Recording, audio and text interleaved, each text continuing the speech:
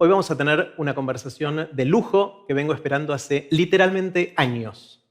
Vamos a hablar del pasado, de alguien que mira el pasado como fuente de inspiración, de sabiduría, de aprendizaje, y alguien que mira hacia adelante para tratar de entender qué es lo que se viene, lo que está pasando y cómo el futuro puede ser para cada uno de nosotros, para las sociedades. Y lo que voy a intentar hacer hoy acá es ver si entre el pasado y el futuro podemos traerlos al presente y ver si podemos llegar a algún tipo de acuerdo. Dudo que lleguemos a un acuerdo, pero seguro que vamos a aprender un montón en el camino. Hoy tenemos el lujo increíble de tener ni más ni menos que a Santi Bilinkis y a Cristian Carman, y les pido un gran aplauso para ellos.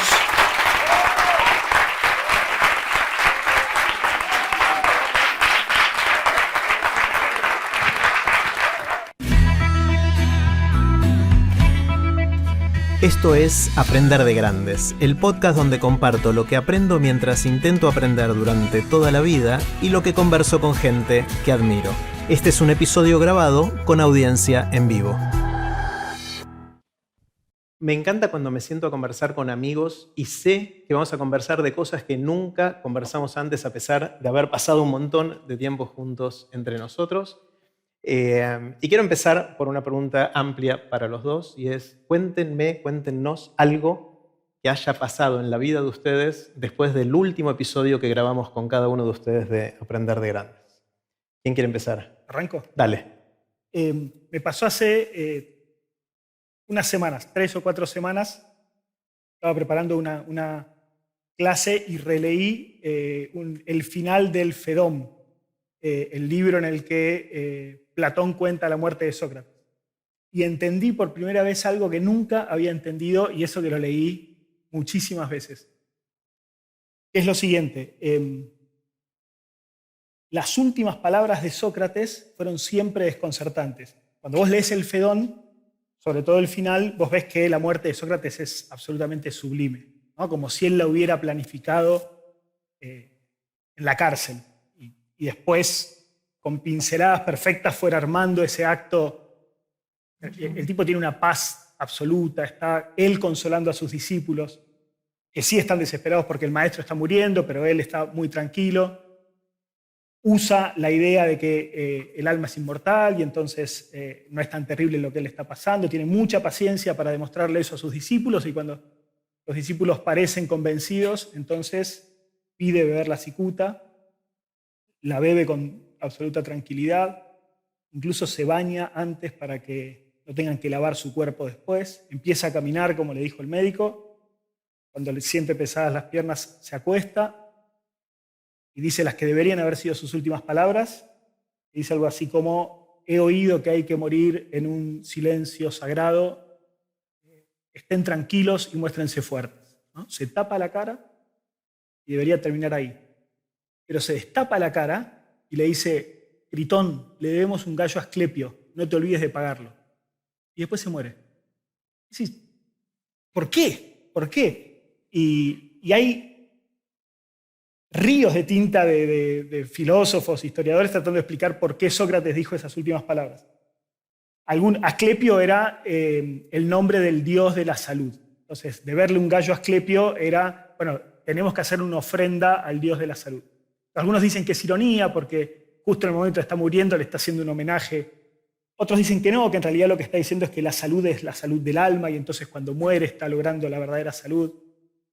Otros dicen que Asclepio era un carnicero al que le debía un gallo y se olvidó de pagarlo. Pero ninguna está como a la altura de la solemnidad de la muerte de Sócrates.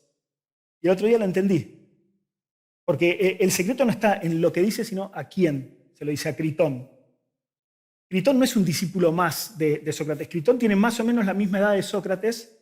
Es un tipo con mucho dinero, que probablemente era amigo de Sócrates de antes y habría sido amigo de Sócrates aunque Sócrates fuera panadero, digamos. No era Y vos ves a lo largo de todos los diálogos que Critón está desesperado por ayudar a Sócrates con su fortuna, ¿no? Unos diálogos antes, cuando Sócrates ya estaba encarcelado, Critón soborna al guardia y lo trata de convencer a Sócrates, Sócrates lo rechaza. En ese mismo diálogo, un rato antes, Critón le dice, bueno, ¿qué querés que hagamos con tus hijos? Yo me hago cargo. Y Sócrates le dice, no hagas nada especial, quédate tranquilo. Después le dice, bueno, ¿qué querés que hagamos con tu cuerpo? ¿Cómo querés que te enterremos? Y de nuevo Sócrates lo manda. Yo creo que cuando Sócrates se tapó la cara y estaba dispuesto a morir, se dio cuenta de que Critón no estaba tranquilo y se dio cuenta por qué. Porque había como algo de soberbia en la muerte de Sócrates, ¿no? O sea, es el tipo que no necesita a nadie y está ayudando a todos, ¿no? Y Critón necesitaba ayudarlo, ¿no? Critón necesitaba sentirse útil, el amigo necesitaba que su amigo lo necesite. Por eso se destapó y le dio un encargo, aunque fuera una pavada, pero le dijo, Critón, necesito que pagues este gallo que debo. Y entonces Critón estuvo tranquilo y Sócrates pudo morir en paz. Me di cuenta el otro día, estoy feliz con eso, muy contento.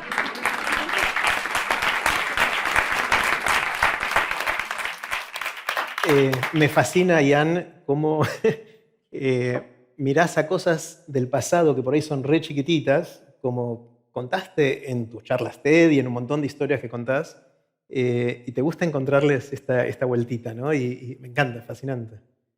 Y cierra, o sea, esto los estudiosos de esto no lo... Escribir un paper, no sé. No sé. No, nunca lo leí. No sé cuánto uno pone en eso y cuánto hay, pero a mí me satisface y eso ya es un montón, porque la verdad que nunca encontré una respuesta satisfactoria y bueno, puede ser. Está buenísimo. Sí. Bueno, Santi, ¿qué te pasó? A ver, ¿qué me pasó desde nuestro último capítulo? No sé si me vas a creer, porque es medio inverosímil. A ver. Me pasó algo muy loco, muy grosso, que es que en el lugar donde yo vivo hubo una pandemia. No sé si me vas a creer, porque no suena muy verosímil. Hubo una pandemia donde tuve que estar 90 días encerrado sin salir de mi casa. Y fue una vivencia muy particular, algo que nunca me imaginé que iba a vivir, y de un nivel de profundidad y riqueza fenomenal. Descubrí mucho acerca de mí, descubrí mucho acerca de mi familia, descubrí mucho acerca de la vida, descubrí mucho acerca de cuáles eran mis prioridades. Cumplí 50 años en el medio de ese momento, cosa que también me produjo como cierto sacudón y replanteo de mi vida. Y como resultado de todo ese proceso, lo que se me puso en cuestión, o la imagen que se me apareció, es la de estar arrancando una segunda mitad de mi vida, como un punto de bisagra, donde la primera mitad de mi vida estuvo muy caracterizada por la construcción, en un sentido muy amplio, hacer cosas, o sea, hacer OfficeNet, hacer con vos la columna de radio, hacer. Y en algún sentido poco disfrute, porque te extraño mucho en la radio, pero poco foco. O sea, te voy a poner un ejemplo muy estúpido. Por mi trabajo, a mí me gusta mucho caminar en la naturaleza. Por mi trabajo fui por lo menos 10, 20 veces a Silicon Valley, que es una zona maravillosa de naturaleza. Nunca, jamás había tomado una hora para caminar por un lugar lindo. Es una estupidez mía, digamos, como cierta tara de que estoy laburando y sea un poco de autoflagelamiento, ¿no? Y la primera mitad de mi vida era eso, hacer, no hay tiempo para... Hay en un momento le preguntaron a uno de los astronautas que estuvo en la Luna que tenía que juntar piedras, qué había sentido, y entonces cuenta que salió y empezó con la bolsita y de repente ve la Tierra desde la Luna y le agarra como una emoción descomunal, no puede creer lo que está viendo, y enseguida vuelve y dice, dejate de joder y ponete a juntar piedras. O sea, como los dos planos, ¿no? Bueno, yo estaba muy juntando piedras. Y eso tiene mucho que ver con algo que vos y yo hemos trabajado mucho en columnas de radio, y hemos discutido 50 veces, algo que a los dos nos marcó mucho, que es el experimento del marshmallow de Stanford. Que vos ya lo conocés, pero te lo voy a contar un poquito para que los demás puedan también conocerlo. Es un experimento muy emblemático de la década del 60, donde un científico ponía a chicos con un marshmallow arriba de la mesa. Malvavisco. Un malvavisco arriba de la mesa, y la consigna era... Si aguantás 15 minutos sin comerlo, te damos 2 y te podés comer 2. Si no aguantás 15 minutos y te comes este solo. Y tenían una especie, salían los investigadores, tenían una especie de cámara Gesell, observaban las conductas de los chicos, algunos se los comían enseguida, otros empezaban a mirar por otro, diferentes estrategias para tratar de distraerse, algunos llegaban hasta los 15 minutos y otros no. Pero lo interesante de ese estudio es que a alguien se le ocurrió muchos años después mirar qué había pasado con esos chicos, y había una correlación muy fuerte entre los que habían aguantado más y idealmente no comido el marshmallow hasta el final de los 15 minutos, y cómo les había ido en la vida después. O sea, la hipótesis detrás del experimento es tener la capacidad de demorar la gratificación y bancar para más adelante, para poder construir, es clave para hacer cosas grosas en la vida. Y eso yo lo compré a full. Siempre lo compré, y, digamos, incluso antes de conocer el experimento, pero cuando lo escuché resonaba totalmente con mi manera de ver la vida. Y claro, todo este sacudón de la pandemia me puso un signo de pregunta muy grande respecto del marshmallow, del malvavisco, comerlo, no comerlo, cuándo hay que comer. O sea, y me di cuenta de dos cosas, como Ian decía, de esas cosas que las escuchaste 50 veces y nunca encontraste. Me di cuenta de dos cosas que están mal en el experimento del malvavisco. La primera cosa que está mal para usarlo como metáfora de la vida y aplicar sus conclusiones de la manera que nosotros lo hicimos, la primera cosa que está mal es que en el experimento del malvavisco hay un plazo determinado. Son 15 minutos. Alguien te dice cuánto tenés que aguantar. En la vida no. El segundo tema es que te garantizan que te van a dar 2. Y en la vida no sabes si te van a dar 2. Entonces me di cuenta que era una muy mala metáfora de la vida, porque en la vida, por un lado, no sabes cuánto va a haber que esperar, no tenés ninguna garantía de que esa espera termine valiendo la pena, pero sobre todo lo más importante es la primera cuestión, que es, si uno lleva al extremo esa estrategia, no hay que comerlo nunca. Y todos vamos a terminar como Sócrates, diciéndole a alguien que vaya a apagar el gallo, y no vamos a haber comido el malvavisco. O sea que no solo no nos van a haber dado 2, no nos vamos a haber comido 1. Y me cambió todo. Me sacudió, o sea, yo para pensar las cosas de la vida me valgo mucho de metáforas que me resultan fáciles o mantras, ¿no? Palabras, frases que me resultan útiles a agarrar cuando necesito pensar algo complejo. Y la frase que me vino es, hay que comerse el malvavisco. No en todo momento, no es renunciar a la gratificación, a demorar la gratificación. Ahora, a los 50 hay que comerse el malvavisco. Digamos. Y eso fue, digamos, me cambió mucho y se hizo sinónimo de esto, de qué es la segunda mitad de mi vida. Bueno, la segunda mitad de mi vida es donde ya no pateo todo para adelante, donde ojalá construya muchas cosas, pero no demoro indefinidamente la gratificación en pos de una recompensa demorada que pueda venir más grande, más chica o no venir.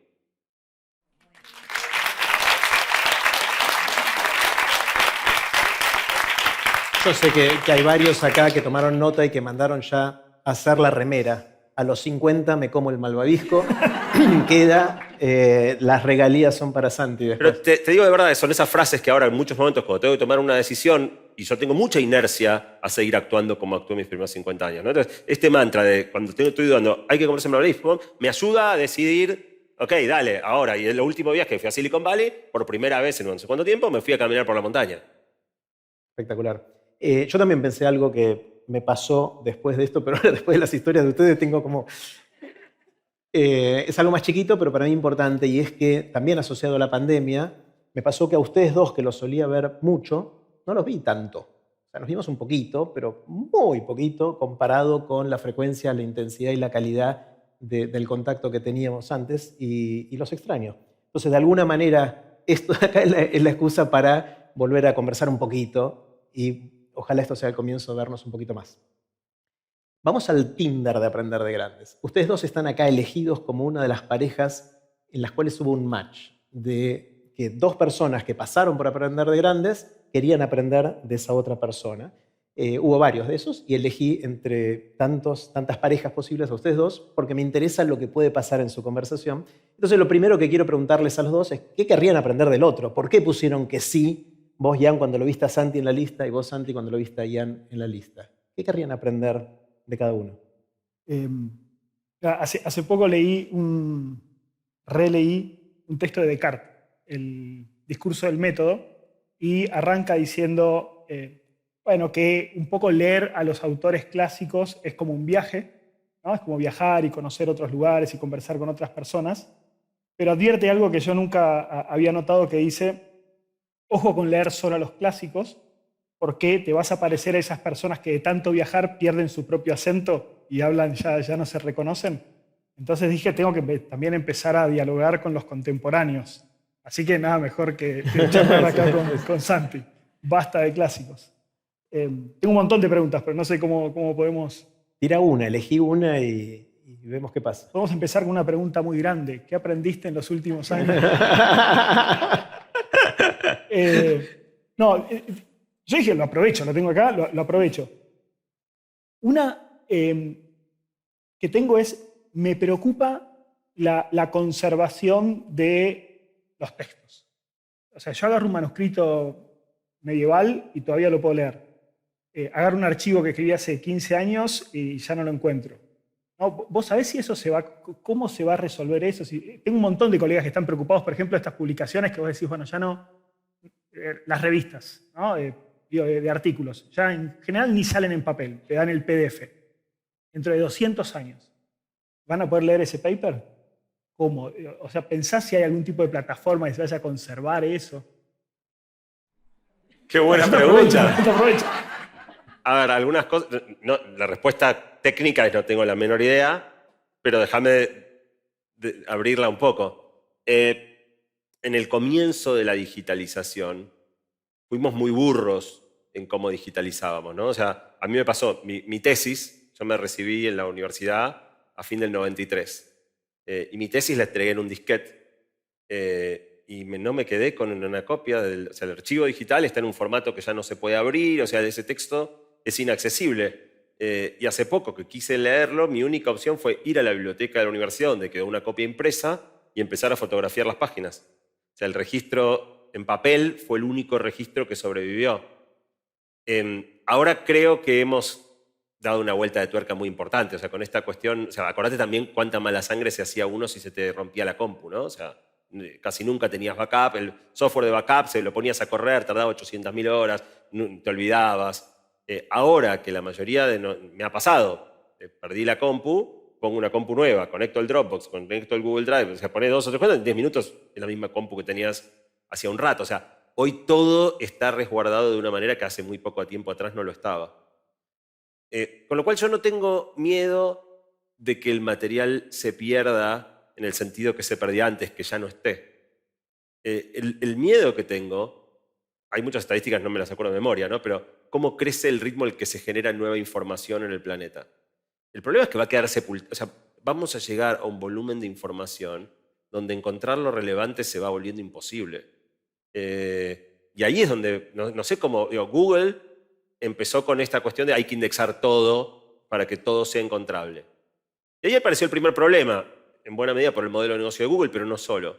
Que es que si yo hago una búsqueda, Christian Karman, y hay 5.000 cosas, la gente no va a mirar 5.000 cosas. Yo tengo que elegir 10 para mostrarle.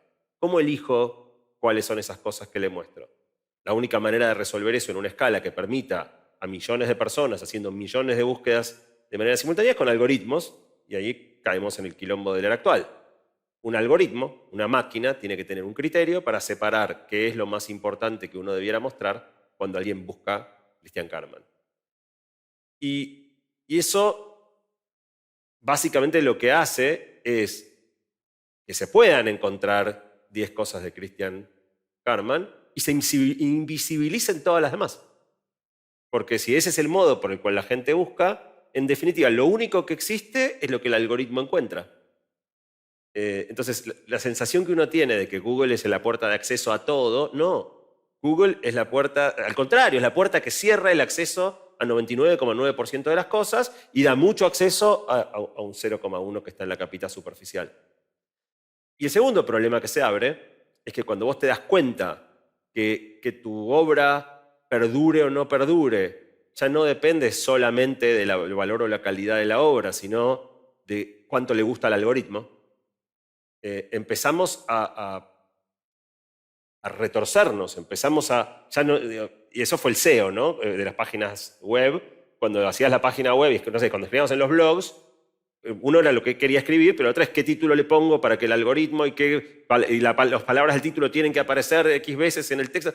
Empezás a hacer cosas que son para gustarle al algoritmo, no para satisfacer tu inquietud intelectual o a la gente que te lee. Entonces, parte del efecto que lo termina teniendo es si vos querés que algo perdure, tenés que hacer lo que el algoritmo quiere. Y eso se está expandiendo a más y más terrenos, donde también, de la misma manera, la promesa de Internet era que nos iba a dar a todo, que todo el mundo iba a tener una voz y que todos... Y de nuevo, todo contenido que hoy se publica en una red se ve si el algoritmo quiere. Y para algunas personas no les importa nada, entonces hacen lo que quieren aunque al algoritmo no le guste, pero en un sentido virtual es como si no existieran.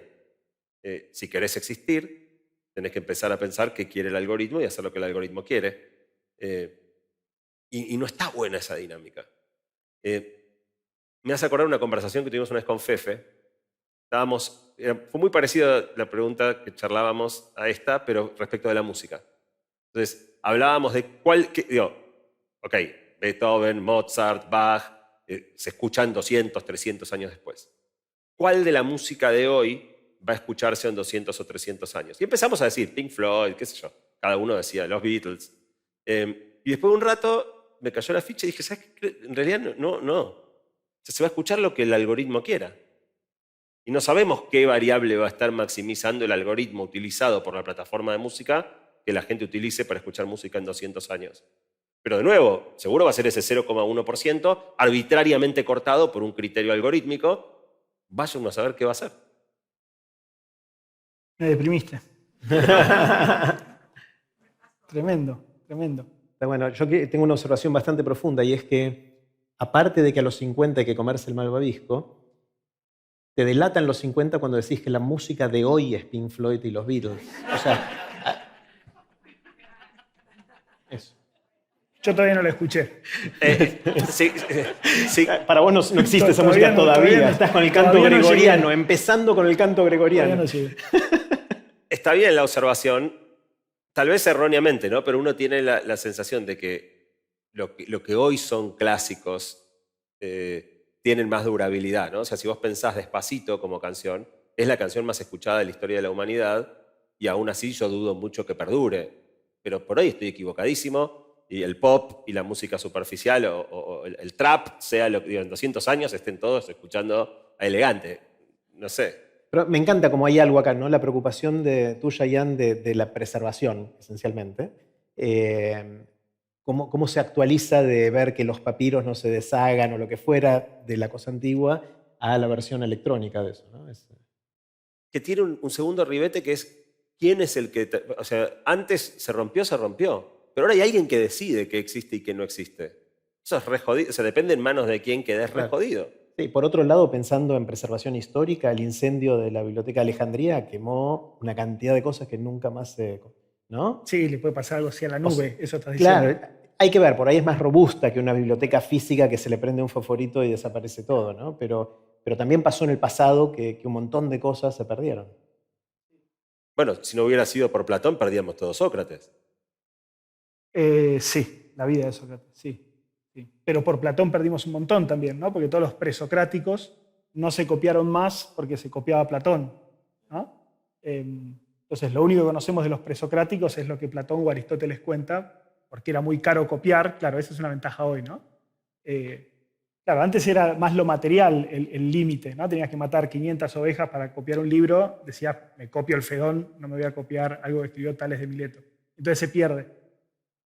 Pero funciona, ¿no? Como un algoritmo. O sea, en el fondo era, copiamos o no copiamos lo que nos interesa en el momento. Bueno, claro, pero una decisión... Más discutida, más colectiva, claro. tomada por humanos, con un objetivo que no era comercial en el fondo. Claro. Más o menos. El algoritmo es voy a copiar aquello que tiene demanda, que la gente quiere comprar, que quiere ver, que quiere leer. Es otro algoritmo. No sé, los que decidían copiar me parece que eran los discípulos que sabían que en el Fedón era una de las obras más interesantes. No sé, tal vez estoy hay que ver también idealizando, a lo largo ¿no? de toda la historia, ¿no? Sí, o sea, el sí, discípulo de Platón seguro copió las obras de Platón, tal vez después algún romano las copió para venderlas, pero se vendían. Es interesante esta transición de la historia al presente al futuro, en este caso la preservación, se da también en otras áreas, que surgió durante la semana. Estuvimos conversando con la comunidad de Aprender de Grandes respecto a puentes y paralelos y cosas entre ustedes. Y una que me encantó que surgió es la idea de los datos, ¿no? Pues estaba Tycho era Tycho Brahe. Tycho Brahe. Que tomaba la posición hasta que Saturno detuvo una vuelta al Sol y que la posición de cada uno de los planetas, todo eso, y estaba esperando tener todos esos datos para después, bueno, nos tomó Kepler y Kepler terminó de hacer lo que Tycho empezó. Y hay todo un tema hoy del Big Data, ¿no? De cómo hacer para de los datos sacar información, que fue lo que hicieron estos para entender cómo funciona. O sea, hay también son temáticas que nos acompañan a lo largo de la historia, van cambiando quizás no son sutilezas, pero van cambiando algunas formas en que se llevan a cabo, que tienen impacto, pero no es que el Big Data se inventó hoy. Tycho Brahe estuvo tomando la lista de todas las posiciones para después tratar de entender cómo funcionaban los Sí, es planetas. verdad. No sé qué tan común era eso en la ciencia antes. Por eso Tycho es como un personaje saliente en eso.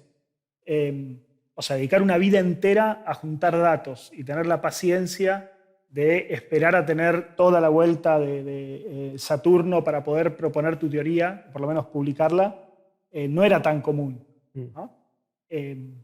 Los babilonios sí, dicen que eran como los primeros que... O sea, los babilonios registraban, durante siglos y siglos, registraban datos, por supuesto astronómicos, pero parece que también cualquier pavada. Como que este caballo está haciendo más caca los jueves, ¿no? Y registraban todo, y después encontraban como relaciones así muy particulares.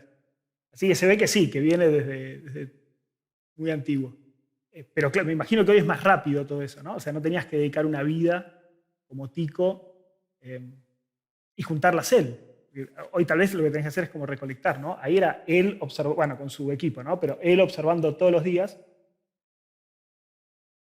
Y no sé, estoy pensando también, Saturno tiene su ritmo y vos lo tenés que esperar. Eso es como medio innegociable, incluso hoy. Digamos, no podés experimentar con la astronomía, que es el problema. No la puedes acelerar.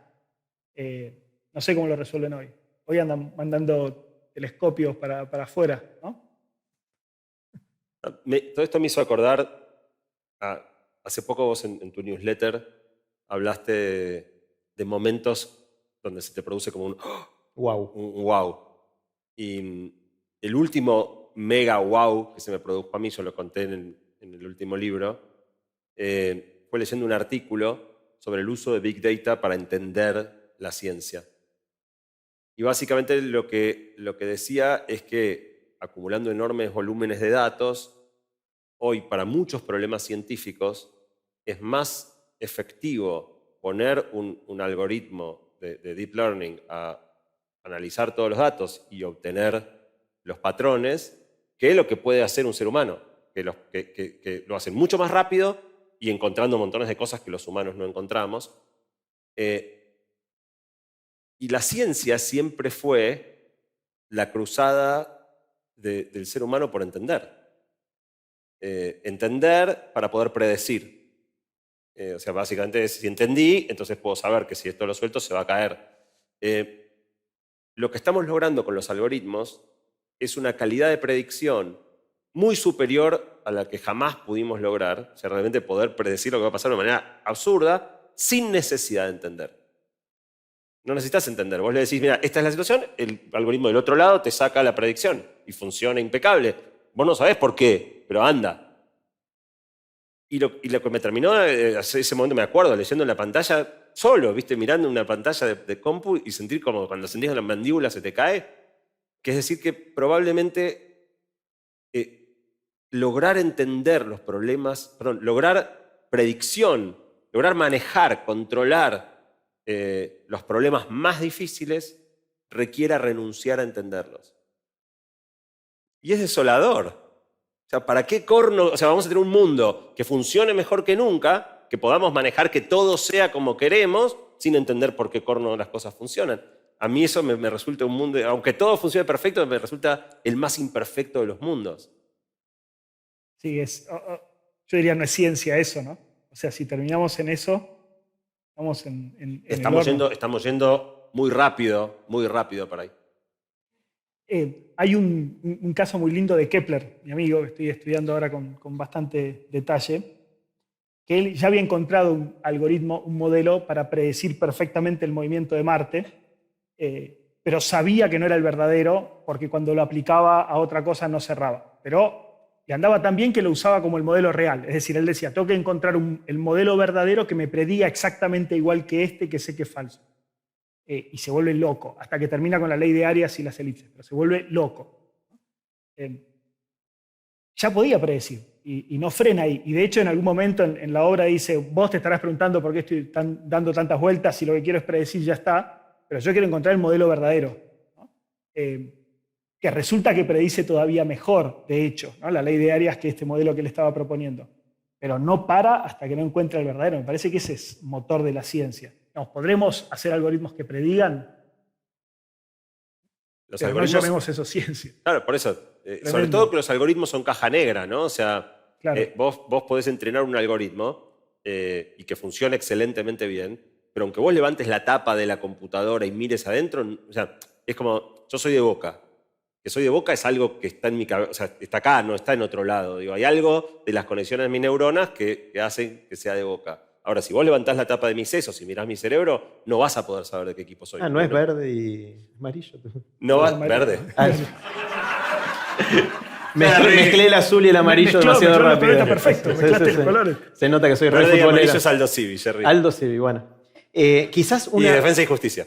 Para cambiar rápido de tema, por la vergüenza de lo que acabo de decir, quizás una manera de pensar cómo unir todas estas cosas y la sensación de desolación que sentimos por poder predecir sin entender, quizás un desafío para la inteligencia artificial o para la programación sea construir algoritmos que traduzcan el insight o el aprendizaje de esa caja negra que permite predecir al lenguaje humano, al lenguaje de conceptos. Y el ejemplo para eso es el típico de AlphaGo, ¿no? Cuando AlphaGo le ganó al campeón mundial de Go, poniendo esa ficha en un lugar donde nunca ningún jugador profesional hubiese puesto, y rompiendo una tradición de cómo se jugaba al Go, pero mostrando que era más efectiva todavía, esa máquina no te lo puede explicar. Pero ahora, después del análisis, algunos pueden interpretar por qué eso puede funcionar también. Quizás hay un esfuerzo que se puede hacer de tratar de traducir el insight de las redes neuronales escondidas en esa caja negra al lenguaje humano, ¿no? Hay dos problemas con eso. Uno es que si vos le imponés al algoritmo la restricción de tener que explicarse, le sacás mucha potencia. O sea, no funciona igual de bien cuando le pones esa restricción.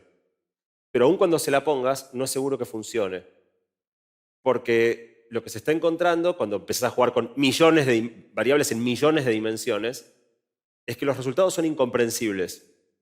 Pero incomprensibles no en el sentido vulgar de la palabra, ¿no? ¿Te acuerdas que en matemática los conjuntos se pueden definir por extensión o por comprensión? Por extensión sería 2, 4, 6, 8, 10. Por comprensión serían números pares. O sea, hay una frase en lenguaje natural que te permite reconstruir todos los elementos que forman ese conjunto, y vos mirando los elementos del conjunto podés encontrar una frase en lenguaje natural que los...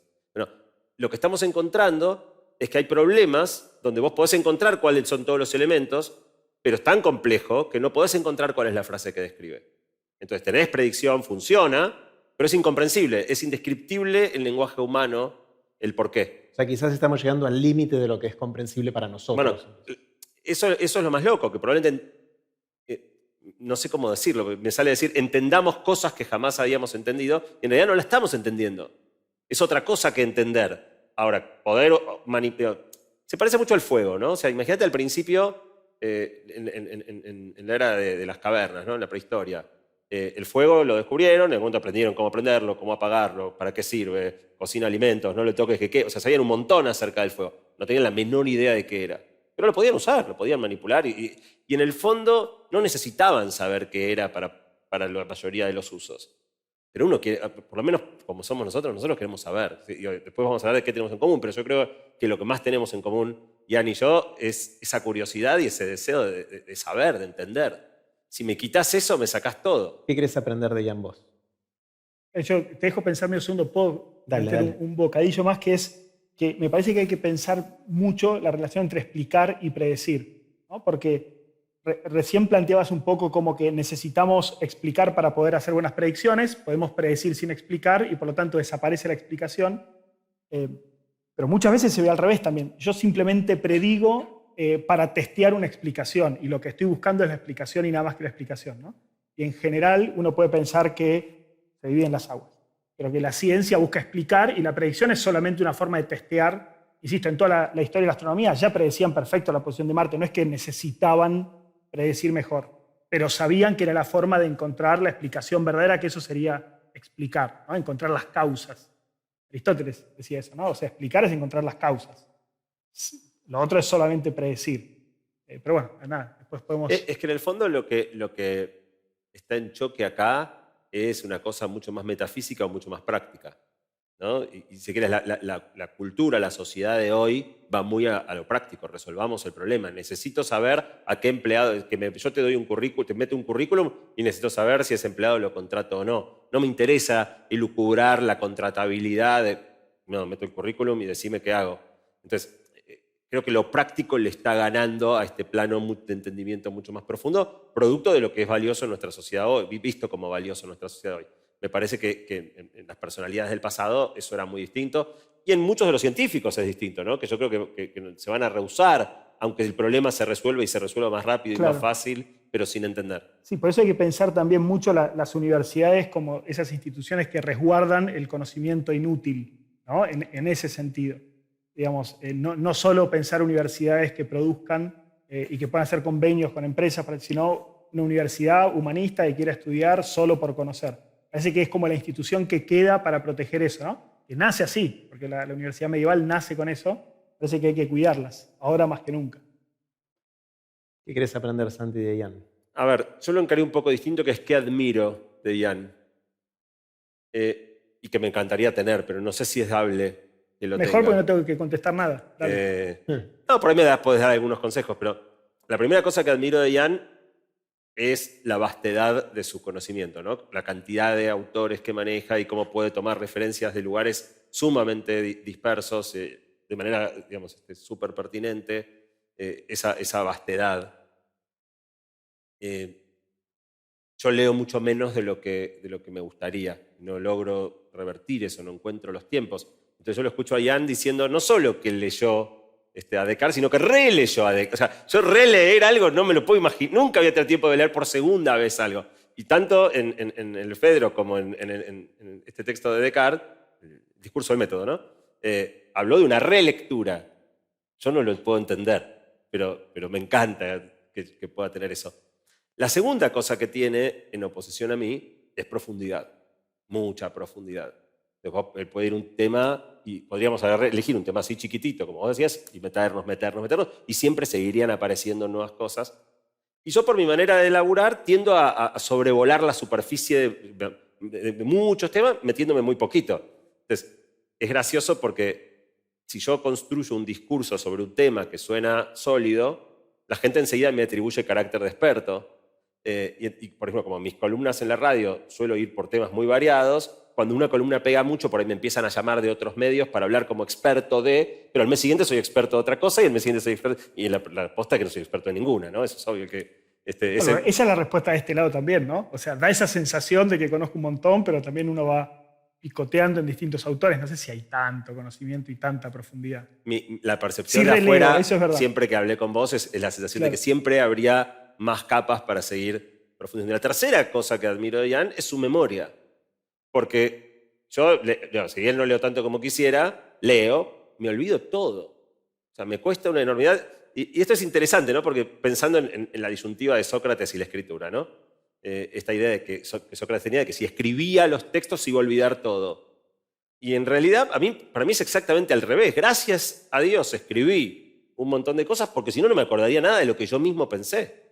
Entonces, cuando tengo que por alguna razón, no sé, vos me retomás un tema de una columna que hice hace 2 años, yo no me acuerdo nada. Agarro el guión y me empieza a volver, porque el fondo es producción mía y me reconozco en ese texto y en esas ideas. Pero si la tengo que recuperar hoy, hay algunas personas, y Ian es una de ellas, Diego Golombek es otro que muchas veces te saca cosas y dices, ¿cómo te podés acordar de eso? Y sí, se acuerda todo, cosa que a mí también me parece un rasgo fabuloso. Y la última cosa es que cuando vos tenés esa vastedad de conocimiento, con esa profundidad y esa memoria, si encima sos capaz de usar todo eso para entender cosas nuevas, para pensar el presente, para generar pensamiento, me parece explosivo. Gracias, Santi, gracias. Y ahora Cristian nos va a decir a los dos cómo hacer para hacer un poquito de eso. Le voy a dar la receta. No, primero memoria, eso sí que no es falsa modestia. Tal vez a vos te pasa también. A mí se me ocurre una nueva idea, la escribo en un archivo y la próxima vez que lo busco encuentro un archivo con el mismo nombre que había escrito hacía 10 años con la misma idea. O sea, me pasa un montón. Estoy releyendo todo el tiempo para recordar. Pierdo todo. Pero sí releer. Y empecé con la pandemia. con eso. Empecé con un amigo, cuando estudias filosofía lees muchos autores en la carrera, pero rápido, y siempre te quedan las ganas de leerlos con tiempo, nunca llega porque siempre estás haciendo otras cosas. Y la pandemia fue una buena ocasión y con un amigo nos propusimos empezar a leer clásicos a razón de 30 páginas por semana. Y todos los fines de semana nos mandamos como un resumen de lo que leímos. Y así leímos todo Platón, algunos de Aristóteles y ahora estamos leyendo Descartes, por eso releo Descartes. Y es espectacular, porque estás en excelente compañía todas las semanas. Siempre estás pensando algo genial. Entonces, en serio les recomiendo eso.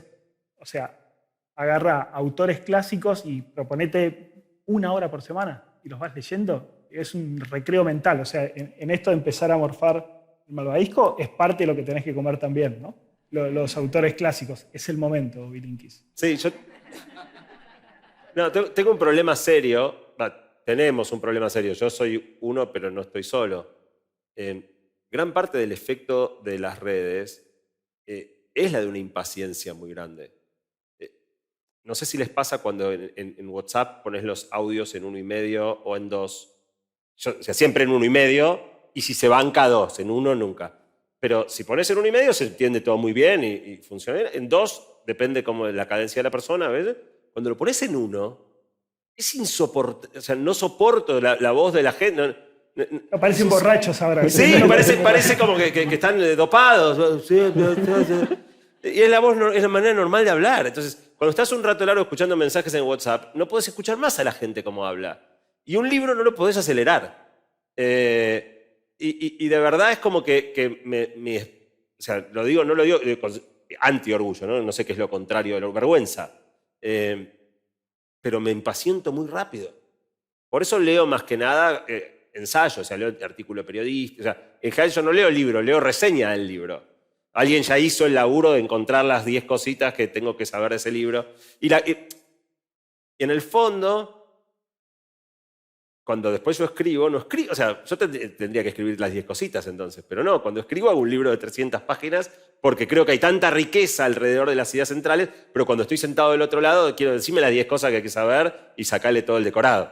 Yo siento que conversando con vos, Jan, de esto, parte de la llave o de la clave para poder hacer lo que haces vos, de releer a Descartes o a Platón, es el disfrute de hacerlo. O sea, hay algo que tiene que ver no con la productividad, que es un poco esto de ver todos estos temas y todo eso y preparar la próxima columna o escribir el próximo libro, que es mucho lo que haces, sino del disfrute del camino. O sea, yo cuando vos me contás que estás leyendo, no sé, La República por 5ª vez, y te brillan los ojos cuando me lo decís. Pero por eso me parece que tenés que verlo más como una caminata por el bosque, que no la harías en 2X. O sea, no caminás más rápido para pasarla, ¿no? Obviamente tenés que encontrar libros que los goces, que los disfrutes. Pero me parece que, claro, que hay que sacarse la idea de productividad y decir, me voy a sentar un rato a charlar con Descartes. Arranca con Descartes. Te va a divertir. Te escucho. No sé. No, de verdad. Quiero que me lo lleve firmado. O sea, cuando yo digo lo del malvavisco, estoy esencialmente hablándome a mí. Estoy proponiéndome algo que sé que no puedo hacer y que me voy a tener que sopapear mucho a ver si en algún momento engrano, ¿no? Pero a mí enseguida se me activa. O sea, fíjate lo de la columna de radio. Lo de la columna de radio es a mí algo que me encanta hacer. O sea, con Jerry lo disfrutábamos muchísimo, eligiendo los temas, discutiendo, buscando material, ensamblando las ideas. Ahora lo seguí yo solo. Me encanta.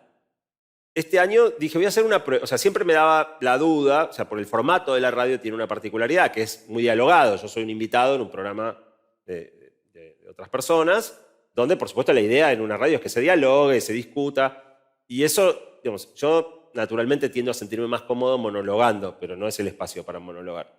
Entonces, en algún momento siempre tengo la fantasía de qué pasaría si en vez de ir a la radio grabo un podcast, me siento yo con el micrófono y digo lo que se me antoja. Y esa idea que me da vueltas hace mucho tiempo, en marzo de este año dije, ok, voy a hacer la prueba.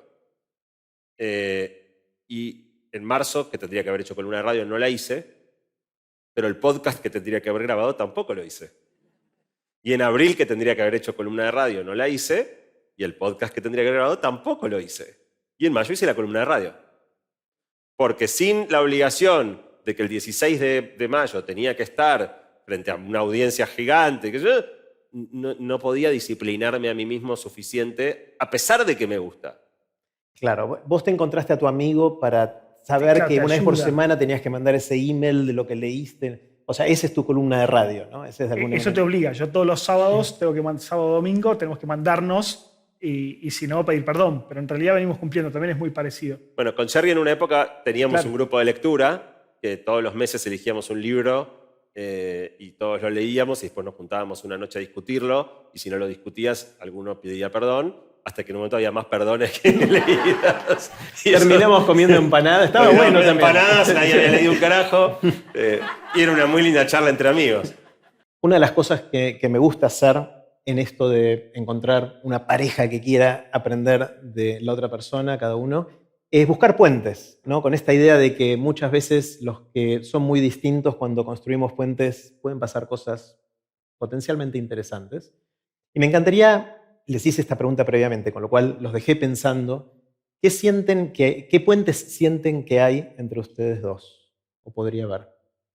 Yo arranco. Hay uno muy, muy curioso, que es que a los dos nos encantan los eclipses solares. De hecho, casi vemos juntos el último. Estuvimos separados por unos kilómetros y él no lo pudo ver porque eligió un lugar en el que estaba nublado. Y yo lo pude ver. Pero pensaba además que eso de los eclipses es muy curioso porque es todo lo contrario a lo que se propone hoy desde las redes y todo. O sea, no es algo inmediato, no es algo tan espectacular. O sea, es espectacular si lo pensás. Te lo planteo así. No, Estás poniendo- visualmente es uno de los espectáculos más... O sea, cuando yo vi mi primer eclipse de sol, tenía una cámara de esas que fotografían 360. Y entonces me había... porque quería retratar todo, ¿no? No solo el eclipse, sino toda la escena. Entonces, cuando faltaba un minuto saqué una foto, cuando faltaban 30 segundos saqué una foto, cuando se produjo la totalidad saqué una foto. Yo no estaba pendiente de mí, estaba del reloj y de ver el eclipse. La cara que yo puse en el momento en que veo por primera vez la totalidad del eclipse, yo no vi esa cara nunca, nunca. No. O sea, ni en la salida de mi primer hijo que debo haber tenido esa... Es una cara... No, es que en la de mi hijo tenía una cara de mucha emoción y mucha alegría. Pero la cara que tengo, está la foto, la puedo buscar, es como de... O sea, como una cosa de... Ahí te está Nunca me llamando de nuevo, imaginé ver algo así. No, pero yo estoy totalmente de acuerdo. Digamos, mi cara también, me imagino, habrá sido increíble. Pero pensarlo así, suponete que fuera en realidad virtual.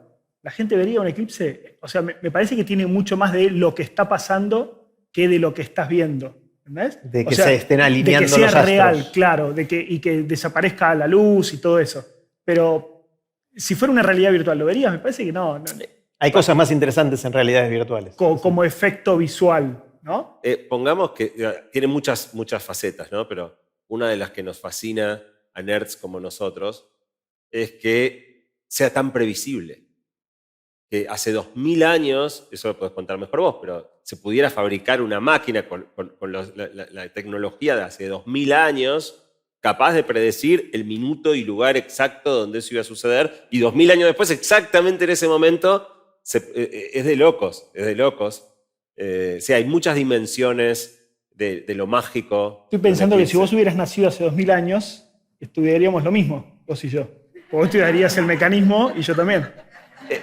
O sea, es una cuestión de diferencia de años nomás, ¿no? Era el futuro en ese momento. Claro, era lo que se venía. Claro. Muy bien. Pero bueno, tenemos en común entonces los cuando yo iba a eclipses. hablar de los puentes que nos unen, yo no había pensado en los eclipses, había pensado en la astronomía en general. En la práctica, mi elección de carrera no fue una elección, fue una renuncia. O sea, yo al elegir una renuncié a 50. Hay muchas cosas que me hubieran gustado hacer y que no se podían hacer.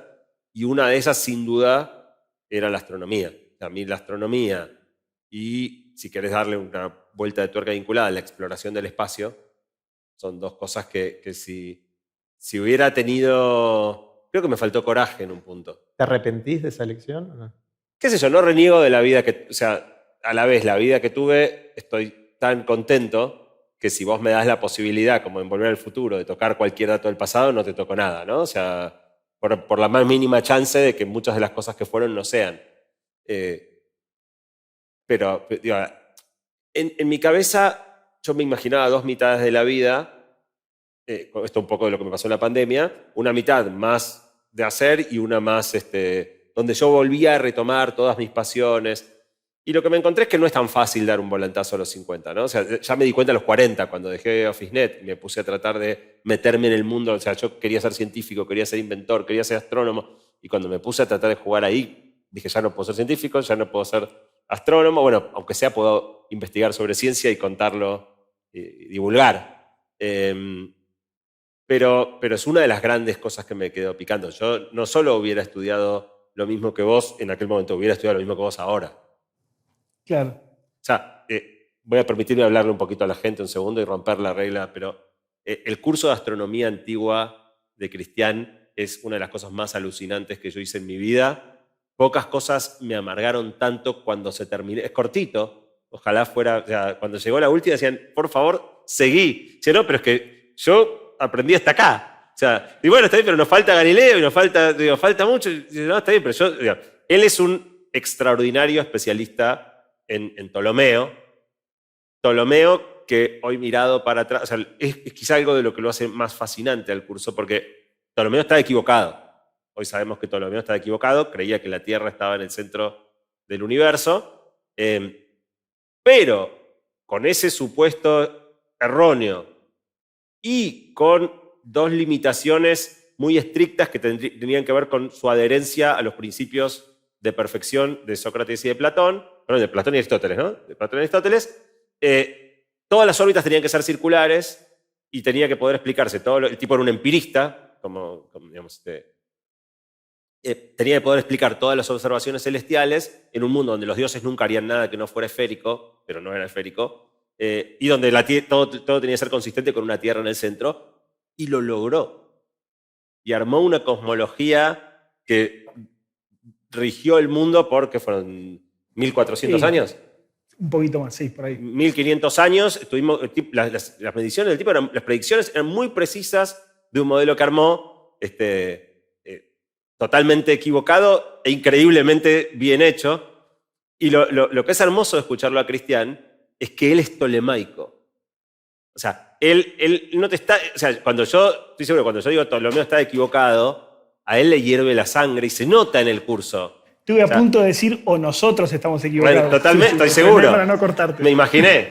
Entonces, él del curso, en defensa de Ptolomeo, te cuenta el modelo como la genialidad que era, porque era una genialidad más allá de que después haya llegado Copérnico y Kepler y haya dicho, no, muchachos, las órbitas son elípticas y en el centro del sistema solar está el Sol. Logró explicar prácticamente todo. Y bueno, y él te cuenta mucho cómo lo hizo, qué cosas matemáticas usó, cómo se le fueron ocurriendo, cómo resolver las anomalías que encontraba en sus observaciones, que no eran compatibles con órbitas circulares, usando órbitas circulares. Es una maravilla, una genialidad. Y de hecho, cuando terminó el curso de Ian en Baikal, me fui a internet a decir, quiero buscar un curso de astronomía antigua, un curso completo, un semestre, y no hay. Si hay, no lo encontré. Online no encontré un curso en ninguna universidad del mundo, pero quiero aprender astronomía antigua toda. Quiero empezar de antes y terminar después. Hay que leer un libro. Hay un libro muy bueno sobre eso, te lo voy a recomendar. Con ejercicios y todo, en serio. Pero vos, Ian, habías dicho entonces que lo que tiene en común es el tema de los eclipses. ¿Querías decir algo más de eso? No, me parece que obviamente tenemos, me parece los dos, un deseo de conocer muy grande. Tal vez él mira un poco, es como en el tren, ¿viste? El que se sienta mirando para adelante, el que se sienta mirando para atrás. En general, ¿viste? Que está la tendencia a la tuya, digamos, mirar hacia adelante. Pero los dos tenemos un deseo muy grande de conocer y pensaba que entre los dos podríamos armar un buen currículum de estudio. Es decir, no solo bilinkis, no solo antiguo, ¿no? Es decir, que estudien latín, pero que estudien tus cosas también, que estudien astronomía antigua, pero que estudien cómo manejar las redes. Me parece que los dos tenemos un defecto que se compensa muy bien con el otro, ¿no? Entonces, alguien que tenga las dos cosas Tendríamos que tener un hijo, Bilinkis. Podemos adoptar uno y ver qué sale. Cuando pensé en el Tinder de aprender de grandes, no pensé que íbamos a llegar a... Era una metáfora, chicos. Era... Perdónala. Vos sabés que hay algo que a mí una de las cosas que más me gustan ver en las redes, a mí me fascina el pasado también. Me fascina el pasado, pero más en una cosa visual que me fascina ver el pasado. Entonces, estas cuentas que aparecieron varias ahora, que te muestran el mismo lugar en 1900 y ahora, o sea, y me encanta lo que permanece y lo que no, ¿no? El contraste de lo que cambió y lo que sigue. Y una de las cosas que se ven mucho, cada vez más aparecen más estas fotos comparativas, ¿no? Encuentran la foto de 1900 y se ponen en el mismo lugar, sacan la misma foto, el mismo ángulo y ves una y otra. Es que hay mucha más permanencia de lo que uno pensaría en periodos larguísimos de tiempo. O sea, cuando yo volví de Singularity, medio que lo que Singularity me había convencido es que venía una transformación extraordinaria y que el mundo en 20 años iba a ser completamente distinto. Y pasaron 12 y no cambió nada.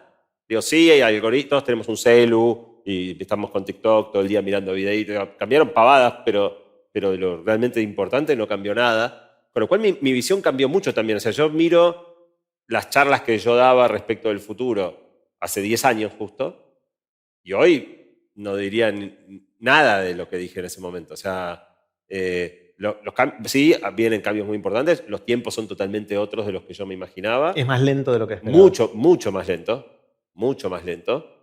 Y muchas más cosas van a permanecer de las que yo pensaba. ¿Cuáles son las cosas, Ian, que permanecen desde la época de Platón y de Aristóteles? O sea, ¿qué es lo que...? A mí me gusta ver mucho cómo la permanencia se da a través de la transmisión en las generaciones, ¿no? Hace un tiempo también, no más de 2 meses, me pasó esto. Emi, mi mujer, es del interior de la provincia de Córdoba, de una zona de inmigración piamontesa, y entonces tiene un montón de expresiones de ese estilo que yo no conocía como porteño, y una que dijo apenas nos casamos, me dijo, siento como un magún en el pecho. ¿Un? Magún. Magún. Nunca lo había escuchado. ¿Qué es un magún?, le pregunto. No sé, como una opresión acá en el pecho, me asusté. Digo, llamo a una ambulancia. Dice, no, tarado, siento como una depresión, algo así. Digo, ¿por qué no decís que estás deprimida? Porque no es una depresión, es un magún. Quedó, listo, lo usa, vi que la hermana lo usa, que la madre lo usa, y el otro día lo fui, dije, esto tiene que tener alguna raíz interesante, magún, ¿de dónde viene? Empecé a investigar por internet. En el año 205 a.C., Perdón, agárrense, estaban invadiendo, había una batalla entre los cartagineses y los romanos.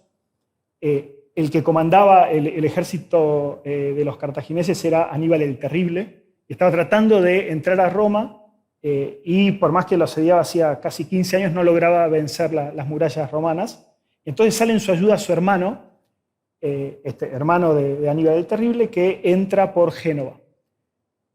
Y los genoveses no estaban preparados, así que entra y destruye la ciudad. El hermano sigue su camino hacia Roma. El hermano se llamaba Magone o Magún. Y cuando quedó destruida la ciudad, las pocas mujeres que sobrevivieron, obviamente sentían una angustia tremenda y empezaron a decir, tengo como un Magún adentro que me está destrozando. 205 a.C. Y eso se fue transmitiendo de madre a hija, de madre a hija. Cada vez que una hija sentía un dolor en el pecho, le decía, ¿sabés lo que tenés? Un magún ahí. Hasta que, hace 200 años más o menos,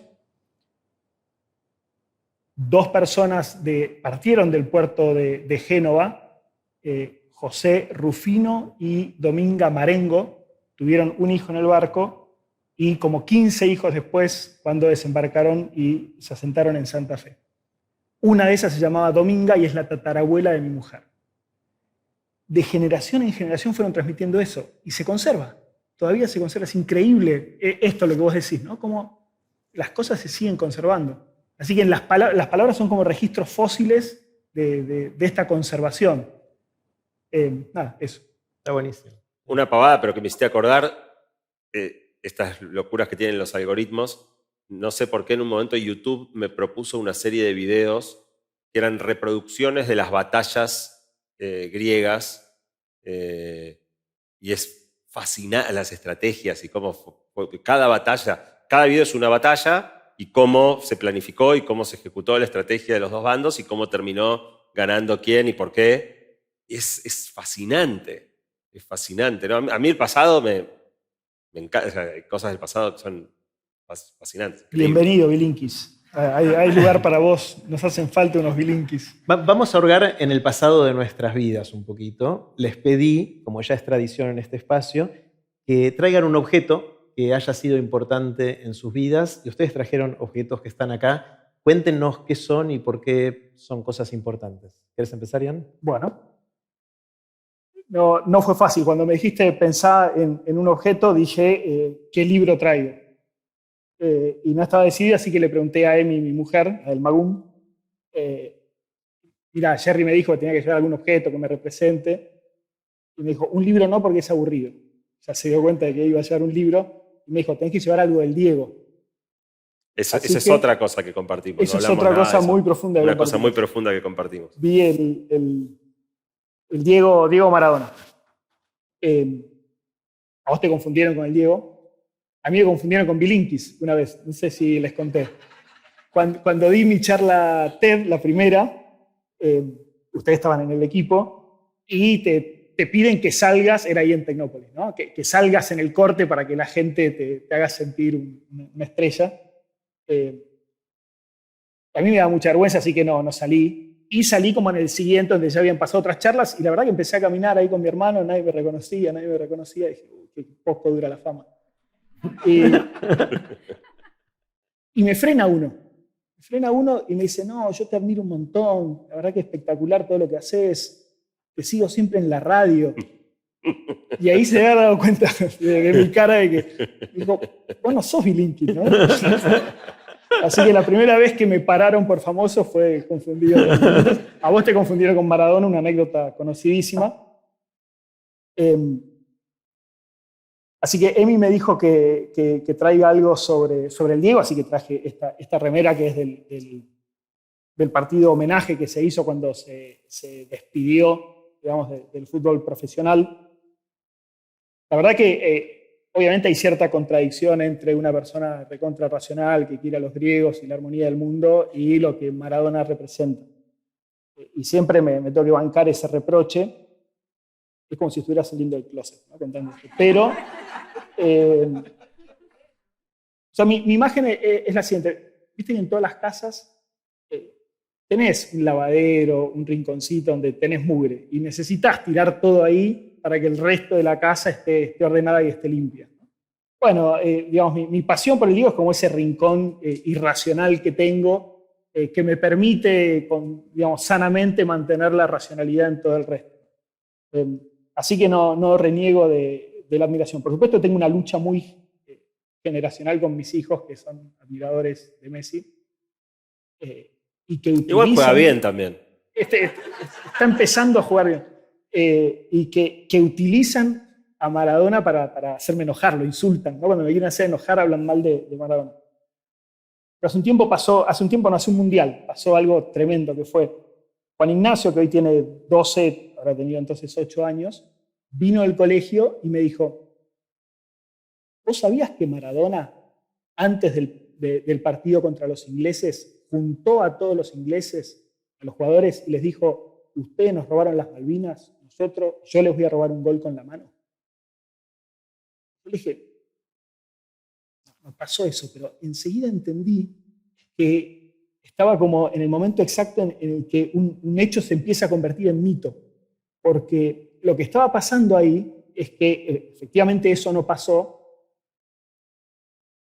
pero le está dando sentido a lo que nosotros cuando vivimos eso sentimos. ¿Verdad? Y es como se va creando un mito en el fondo, o sea, tiene algún fundamento real, pero claro, para que una generación posterior sienta lo que nosotros sentimos cuando vimos ese gol, y tenés que empezar a retocarlo. Entonces, ese hecho de que Maradona junte a todos y les diga eso, le da sentido para que en perspectiva, cuando vayan pasando los siglos, se entienda lo que nosotros... Porque defender la verdad no es solo defender el hecho, sino lograr que la gente experimente lo que se experimentó cuando eso pasó. Y es tipo Euclides, o sea, a medida que se va alejando tenés que hacerlo más grande para que se vea del mismo tamaño. Entonces, me imagino que con Aquiles habrá pasado algo así, con Maradona en 200 años, 300, tal vez está en mitología griega, pero es como lo que necesitas para que se experimente eso. No lo conocí personalmente, excepto una vez, hace 2 años más o menos, 3, me enteré que yo vivo en Bellavista, me enteré que Maradona estaba viviendo en Bellavista. Y me dieron la dirección, así que dije, o sea, yo soy cero, jamás fui a un recital o a ver a algún famoso, si veo a alguien no le pido, o sea, me siento muy, muy incómodo en esa situación. Dije, tengo que llevar a mis hijos a que conozcan a Maradona. Así que, me acuerdo, era el domingo en el que lo presentaban como técnico de gimnasia, y había leído que a las 2 de la tarde era el homenaje, dije, de Bellavista a La Plata son 2 horas, a las 12 más o menos tiene que estar saliendo.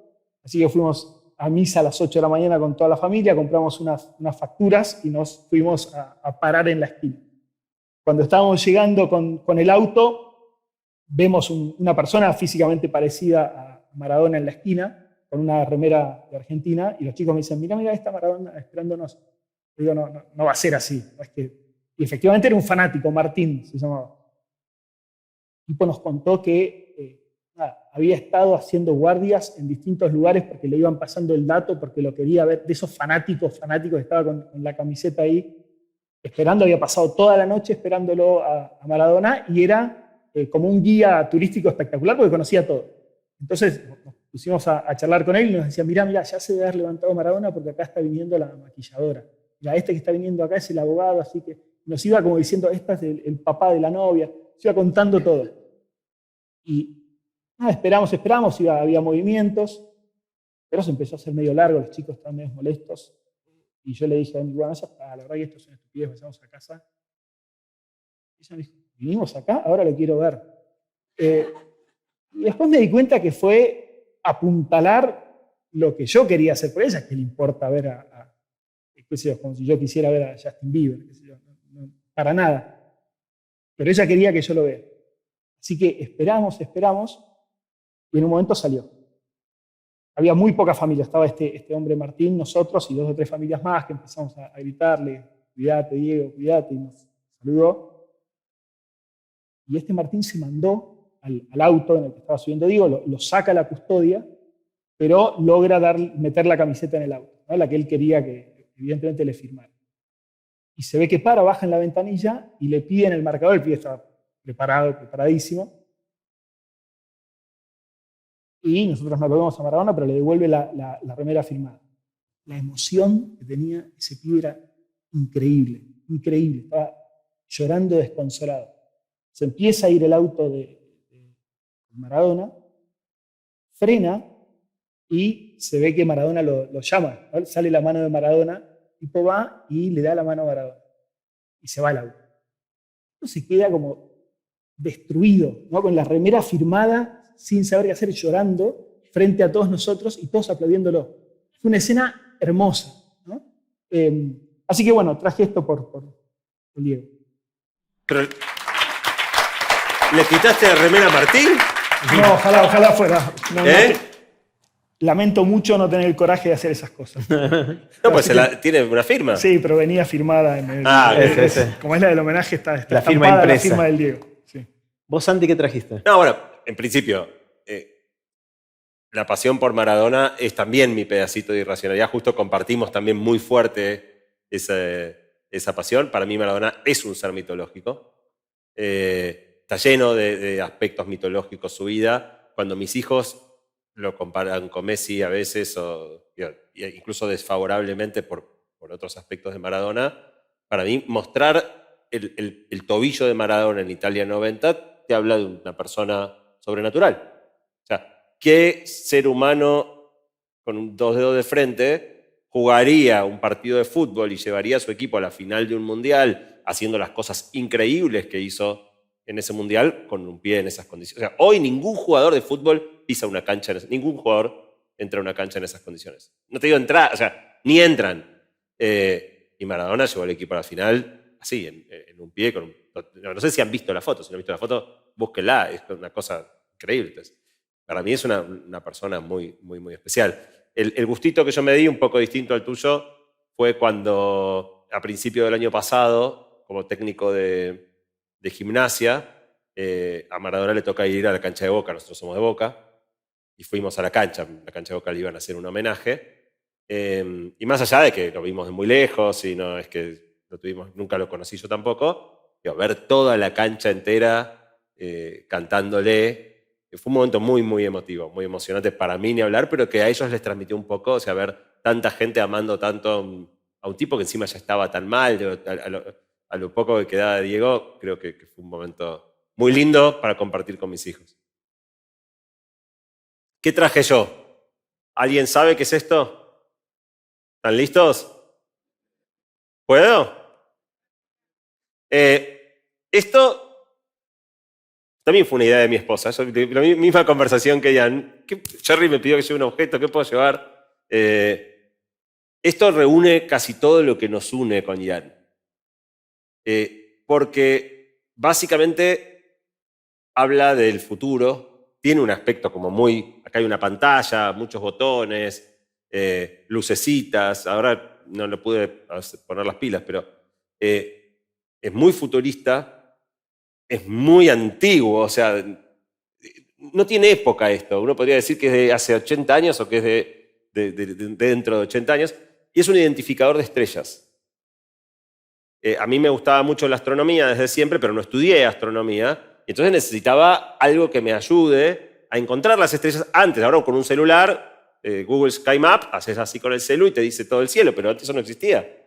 Entonces este aparato tiene una mira, o sea, como dos agujeritos y una acá, como si fuera una pistola. Vos apuntabas al cielo, alineabas esto con la estrella que querías, tenías GPS para saber dónde estabas y la inclinación y qué sé yo, y cuando detectaba la estrella, en esta pantallita te ponía cuál era la estrella que estabas mirando y te podía dar toda la información, estrellas, planetas, todos los cuerpos celestes, toda la información de ese cuerpo celeste con audio. Entonces era una guía para navegar el cielo nocturno, que ahora cualquiera lo hace con un celular. Pero digo, es algo de la astronomía que nos vincula con algo que a la vez juega con el futuro y el pasado de una manera para mí muy, muy simpática. Fíjense el tamaño del mamotreto, o sea, es una cosa de locos. Y es bastante reciente, o sea, esto es un producto que debe tener, no sé, 15 años, no es viejo. Y a la vez luce ridículamente viejo y absurdamente moderno para lo que hoy uno... Digo, es muy raro. Muy lindo. Había una pista, si mirabas atentamente, que es que decía Meade. Meade es una marca de telescopios. Ah, mira. Una pista para poco. Una pista, sí, bueno, por eso una pista para él no. O sea, es que antes, o sea, todavía no inventaron el telescopio en la historia de la astronomía en la que yo estoy. Estoy cerca. Es verdad, tenés razón. Pero no llegaste a Galileo. No llegué a Galileo todavía. Espectacular, una belleza. Es el Mid My Sky. Muy bueno. Bueno, yo también traje un objeto que tiene 10 años, no tiene 15, pero es un objeto que quiero mucho porque me hizo cambiar de percepción sobre muchas cosas. Es un libro, obviamente, que me llegó... ¿No te dijo Marce que era aburrido? No. ¿Le preguntaste? Debería haber preguntado. Ustedes serán los jueces y debería haber preguntado. Pero es un libro que me impactó mucho y algunos de ustedes escucharon la historia, pero se las cuento porque les quiero mostrar a ustedes dos lo que hay acá adentro. Esto me llegó hace unos 10 años como parte del club de libros de TED. Cuando uno va a TED, te mandaban, ahora ya no lo hacen más, ahora es todo digital y Kindle y no sé qué, pero por varios años te mandaban cada 3-4 meses un sobre con 3 o 4 libros elegidos, curados por alguien dentro de TED que se dedicaba a curar el club de los libros de TED. Y te llegaba este sobre, que yo lo esperaba con muchas ganas cada vez que iba a llegar, con 3-4 libros y una carta de Tom, que era el que elegía los libros, explicando por qué había elegido cada libro. Y tengo muchos libros en casa. Este es uno de ellos. Me llegó una vez un sobre que había 3-4 libros, lo abro, empecé a sacar algunos, dije, este me interesa, necesita de luz, este quizás le interesa a tal amigo, se lo regalé, el otro no me acuerdo qué hice, y este era el cuarto libro. Y cuando lo abrí, empezó a pasar algo raro. Lo primero es que está en una caja. ¿Vieron que hay libros que están en caja? Este es el típico libro que está en una caja, le rompes la etiqueta y lo sacás. El libro se llama S, la letra S, así, medio raro, y en la tapa dice que los autores son J.J. Abrams y Doug Durst. ¿Sí? J.J. Abrams yo conocía porque era el creador de Lost y después hizo unas cuantas cosas más, un tipo del cine, que viene del cine y de la ficción fantástica en el cine, de la ciencia ficción. Entonces lo abrí y lo saco, y ya cuando saqué el libro me pasó lo primero que no entendía, es que adentro del libro tenía otro título, otro autor, dice El barco de Teseo, en inglés está, y el autor es V.M. Straka, nada que ver con lo que estaba acá. Digo, qué raro. Y lo segundo que digo, este es un libro usado. Es un libro, no solo es un libro usado, sino que tiene la etiqueta, que ya ahora se está desgastando, de una universidad, de la biblioteca de una universidad. Si lo abrís en la última hoja, tiene los sellitos que tenían los libros cuando los sacábamos de la biblioteca de la universidad. Digo, me mandaron un libro usado. Qué raro, ¿no? Pero bueno, entra justo, con lo cual, digo, no creo que sea usado. Y me llama la atención el cambio. Entonces lo empecé a abrir. Y cuando lo abrí, no solo veo que es usado, sino que las hojas están amarillas y están llenas de notas al margen, manuscritas en distintos colores, ¿sí? En un montón de hojas. No solo eso, sino que hay cosas dentro del libro. Hay cosas metidas adentro. Eso así me llegó. Cosas raras, como esto, no sé.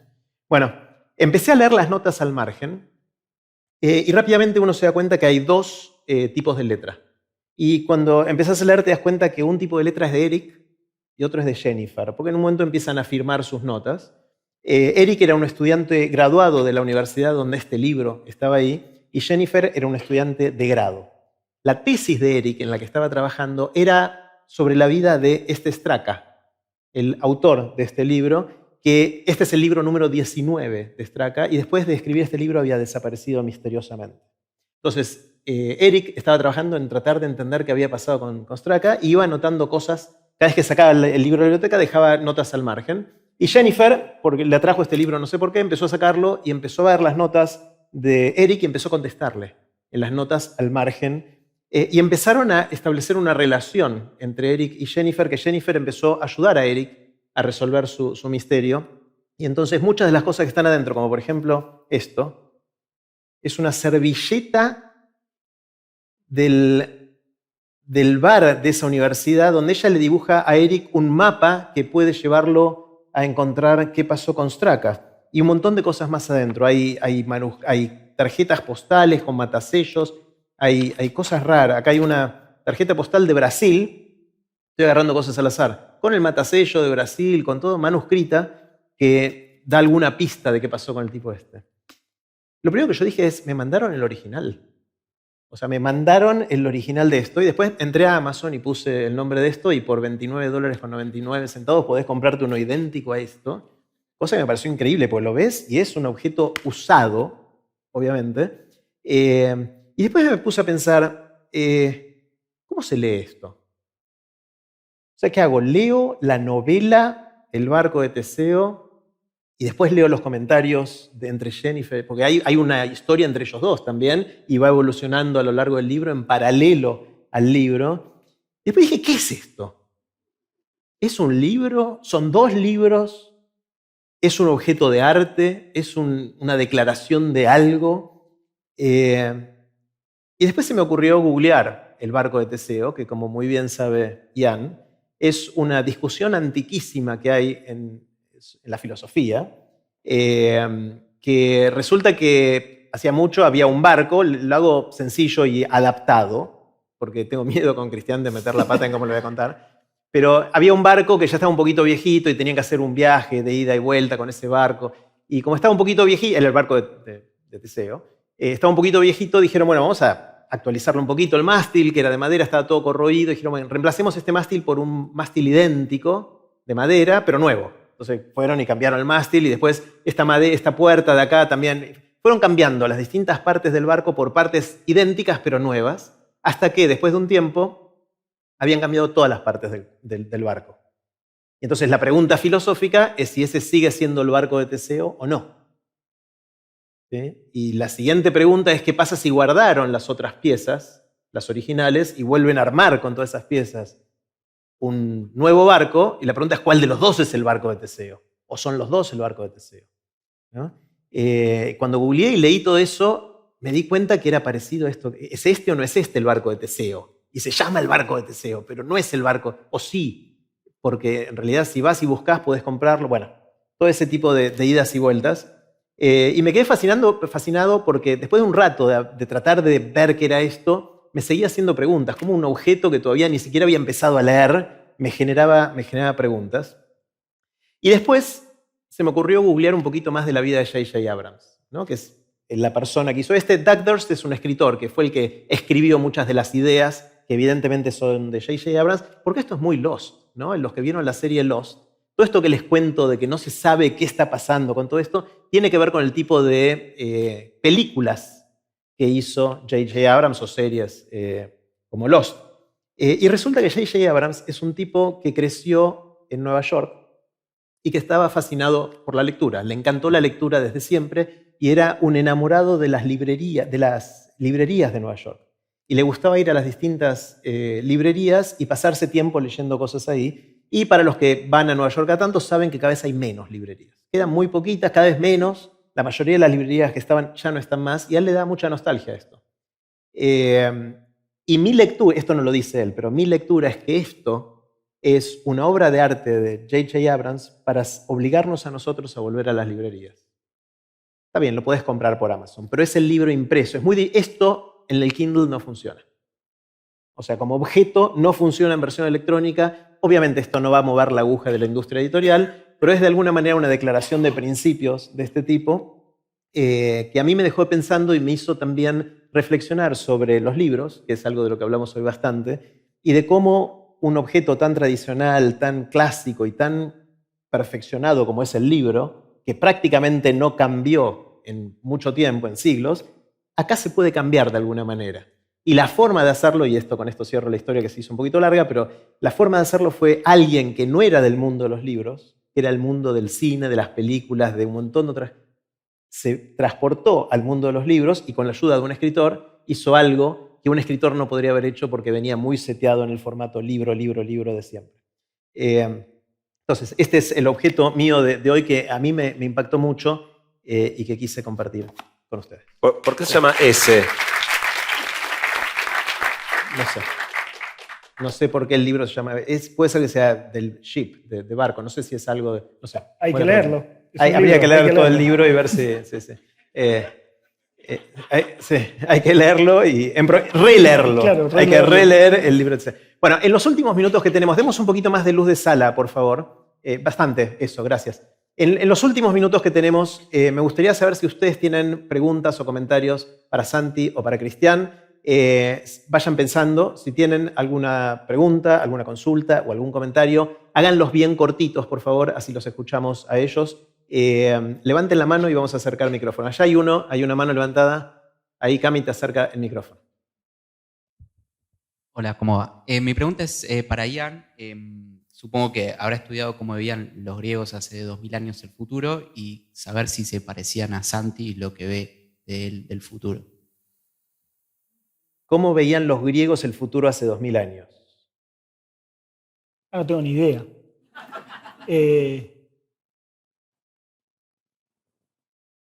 Lo único que puedo decir, obviamente no era una preocupación como lo es hoy. Preocupación quiero decir como el tema, ¿no? Es interesante cómo veían el futuro y el pasado juntos, porque ellos tenían una concepción cíclica del tiempo, ¿no? Es decir, que así como las estaciones se repiten, también de alguna manera la historia se repetía. La idea de un tiempo lineal aparece más con el cristianismo, pero en general en las civilizaciones antiguas y en los griegos en particular estaba la idea de que el tiempo era cíclico. Y con eso, por ejemplo, Aristóteles creía que el mundo era eterno. O sea, desde siempre había habido tierra y hombres. Explicaba por qué no teníamos todavía esos aparatos en la época de Aristóteles.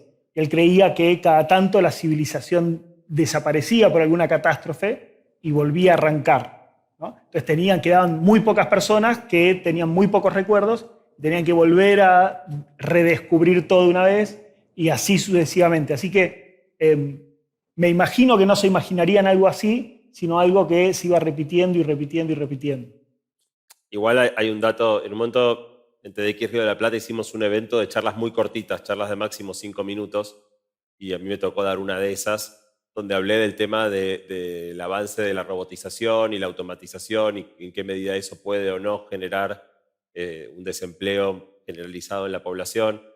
E investigando sobre ese tema, encontré una cita de Aristóteles, donde Aristóteles increíblemente predijo todo eso, o sea, habló exactamente de eso, y lo que él dijo es, en el momento en que, no me acuerdo qué herramienta era, pero como dijimos, la cítara sepa sola lo que tiene que tocar y el arado sepa lo que tiene que arar, no va a hacer más falta que las personas estemos manejando la cítara y el arado y podremos dedicarnos a los arados. O sea, hace más de 2000 años el tipo estaba pensando que en algún momento las máquinas iban a reemplazar el trabajo humano, con lo cual sí tenían visiones de futuro que hoy miradas para atrás parecen de una imaginación y una claridad asombrosa.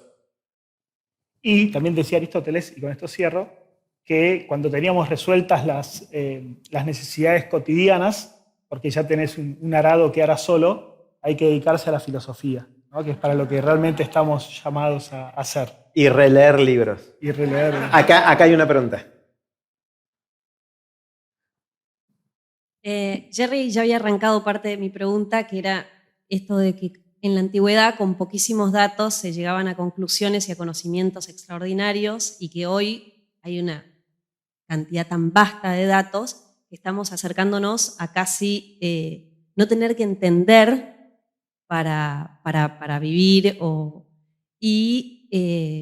sintiendo mucho el pesimismo de Santi, y ahora escuchando lo de tu idea cíclica de los antiguos, si no podemos pensar en un futuro más optimista, en el que, habiendo entendido todo y habiendo llegado de nuevo a las cavernas, volvamos a arrancar con más conciencia y nada, que esta como cuestión del avance de la ciencia sea como con un poco más de... Para no quedarnos con la angustia esa, ¿no? Claro. Está bueno, parte de esta pregunta es si hace falta una crisis para mejorar, ¿no? También. Claro. No sé, Santi, si vos querés decir algo mientras yo pienso. Ok.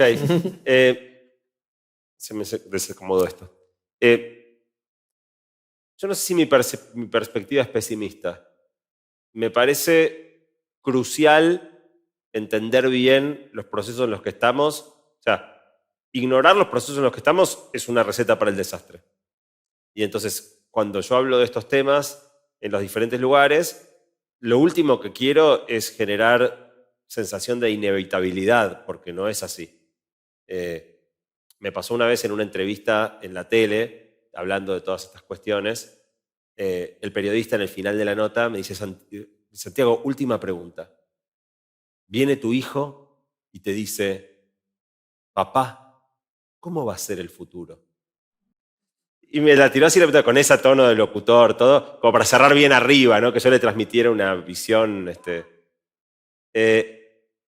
Y no esperaba yo esa pregunta, me puse a pensar, y lo que me salió a decirle fue, mirá, el futuro dependerá de las decisiones. O sea, yo no creo en el destino.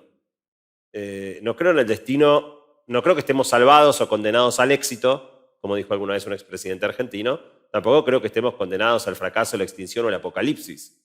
Creo que tenemos un rol muy importante en ir construyendo el futuro y que el futuro es una construcción colectiva y que en todo caso hacerse cargo... La angustia no es un mal disparador para hacerse cargo de los problemas, ¿no?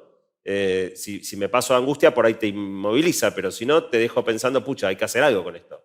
No está bueno para dónde va la cosa. Entonces, ponele, no sé, uno de los temas que a mí me preocupa una enormidad es el uso de pantallas en chicos en edades más y más tempranas. Y el mayor problema de esa cuestión es cuán extraordinariamente funcional es a los adultos a cargo.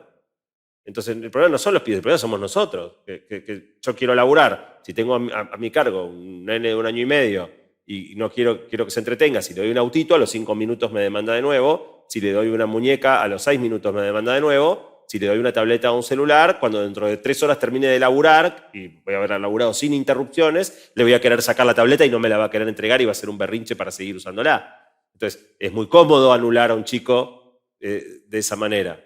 Entonces, hablar de eso, hoy en día los pediatras, la mayoría de los pediatras, no ven este tema como un tema central, así como tienen que avisarte, no sé, del calendario de vacunación o qué sé yo, recién ahora está empezando a ser un aspecto central de la crianza en la cabeza de muchos pediatras, hablar y manejar este tema con los padres y las madres. Entonces, a mí me parece, o sea, si sonó pesimista, no soy pesimista. Creo que hay que ocuparse de las cosas y que en todo caso mi pesimismo sería si miramos para otro lado, si no nos avivamos de lo que pasa. Yo, en el fondo, mi postura es una postura, diría, bastante optimista en el punto de, o ingenua, no sé, pero de pensar que si suficiente cantidad de personas se da cuenta de lo complicado del presente, podemos cambiar el rumbo y hacer algo que esté bueno. Mientras le pregunto a Cristian si quiere decir algo, bajemos la pantalla mientras. Sí, agrego dos cositas. Una es que estas cosas que predica Santi, a mí, por ejemplo, y en mi familia en particular, nos ayudó un montón. La verdad que te hace ver cosas que en general no vemos o te enfrenta con cosas que uno sospecha pero que no quiere ver porque es muy cómodo. Y por ejemplo, nosotros yo le escribí hace un tiempo porque decidimos en familia no usar más el celular desde la cena hasta la mañana siguiente. Y fue una genialidad, nos transformó ese horario que es desde la cena hasta la mañana, y es gracias a las charlas que da él. Así que me parece que al contrario, ¿no? Ayuda un montón, como él dice, a ser conscientes de lo que pasa y a partir de ahí actuar. Pero también diría que no sé, acá si Santi va a estar de acuerdo, pero que hay que evitar la tentación de pensar que nuestra época es apocalíptica, ¿no? Que cuando uno mira un poco la historia, siempre y cada momento se pensó que estaba por desaparecer el universo y que el hombre no iba a poder sobrevivir. Yo conozco tus argumentos, podés argumentar, pero que no era lo mismo, que no es lo mismo la televisión porque uno lo tiene todo en el aparatito. Digamos, hay razones para pensar que esta situación es peor que otras, pero siempre fue peor y siempre salimos, ¿no? Entonces, mirar un poco con perspectiva histórica también calma un poco las almas. Dice, bueno, está bien, está complicado, pero siempre estuvo complicado. Mis padres se quejaban de mi época y yo ya me estoy quejando de la de mis hijos y es parte de la edad y no es tan terrible, ¿no? Sí, pero los valores que tienen los chicos hoy no tienen nada que ver con los que teníamos. Lo mismo decía mi viejo y así 90 generaciones para atrás. Entonces yo estaría como más tranquilo, tal vez es ingenua la mía y no la tuya. Pero yo estaría tranquilo, digamos. Con los filósofos pasa siempre. Todos los filósofos explican la historia y termina con ellos, ¿no? Hegel. Entonces explica toda la historia y él es el que finalmente cierra la historia. Y ya pasaron 100 años, 100 y pico, y la historia sigue. Entonces yo estaría más relajado en ese sentido. Creo que como síntesis hay que releer a Platón y comerse el malvavisco. Parece que de alguna manera construimos puentes entre el pasado y el futuro y cada uno de nosotros. Y ahora viene un momento que me gusta mucho, y vamos a pedirle a Andy Miggins que nos muestre qué dibujó mientras nosotros charlábamos. Así que veamos a Andy, acerquémosle un micrófono a Andy, así nos cuenta qué dibujó mientras conversábamos. Acercale, ahí va. Empecé por un dibujo que me impactó de algo que dijo Santi en su episodio, volverlo a escuchar, de que somos insumos, ¿no? Él decía por momento, ¿no? Que nunca lo vi así, me impactó muchísimo y para estas empresas, ¿no? Como Netflix y como él contaba en el episodio, ¿no? Me imaginé como siguiendo con la onda del de hace 2 miércoles, ¿no? Que hicimos una cinta de producción ahí por otro tema, ¿no? Con Jimmy y con Susana. No sé si se veía que produce billetes ahí al final, ¿no? Es como una impresora, ¿no? Como somos los árboles de esa impresora. Pues acá también, conectando un poco con lo que pasó hoy y con lo que contaba Cristian, ¿no? Cristian en su episodio decía los libros, no me acuerdo de dónde salía la frase, pero un libro libera, pero también libera a su autor. Y bueno, acá conectando con que nos reíamos de que relee a Sócrates y a Platón. Bueno, ahí salió, ¿no? Pagaste el gallo, otra vez vos, acá leyéndome. Pues acá también conectando con el marshmallow, con la historia, ¿no? Me encantó la imagen del hombre en la luna Y el tipo no mirando la tierra, sino mirando el marshmallow que no se comía ya. Y no es así un marshmallow, pero no me salía a dibujarlo bien, así que hice un panquecito, no sé cómo llamarlo. Así que eso, Capi. Bueno.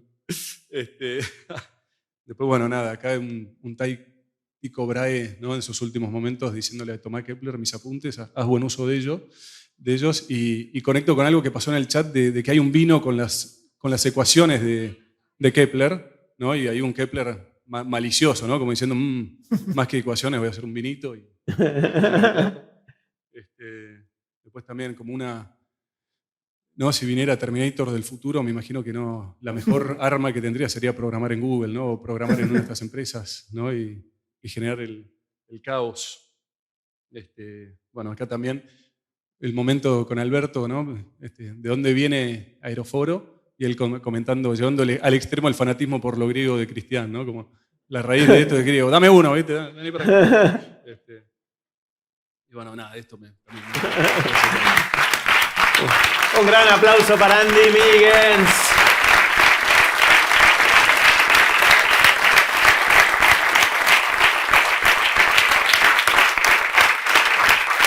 Bueno, Ian y Santi, gracias. Espectacular y ojalá tengamos muchas de estas conversaciones. Aprendí un montón. Les damos un fuerte aplauso a los dos.